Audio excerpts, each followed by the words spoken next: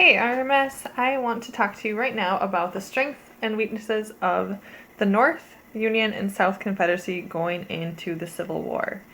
I am going to go over these strengths and weaknesses and write them down on the chart.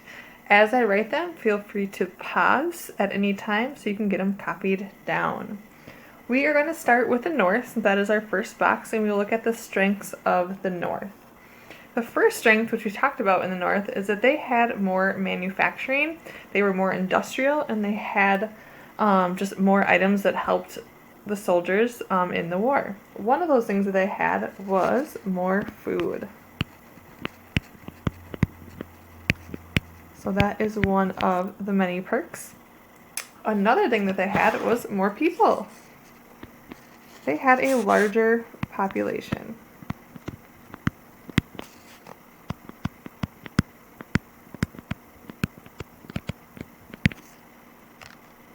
They also had more factories for producing items.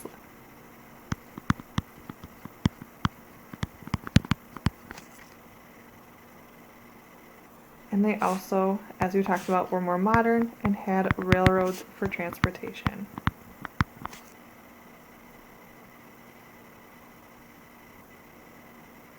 Their weaknesses, however, were they did not have as experienced leaders. So they lacked good military leadership.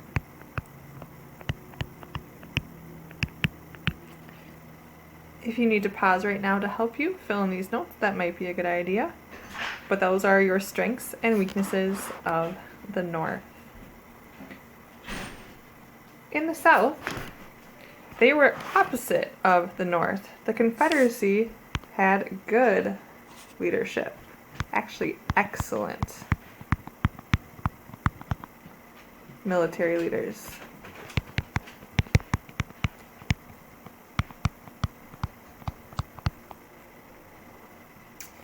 They also had more land, so they had a larger territory.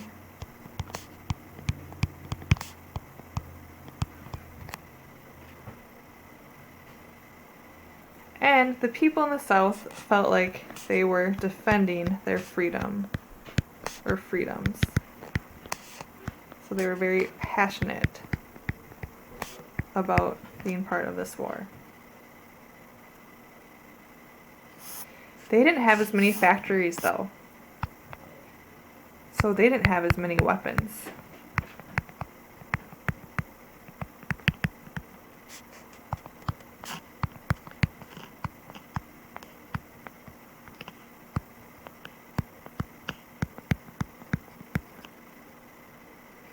They also didn't have the good railroads that the North had, so they had limited transportation around their large amount of land.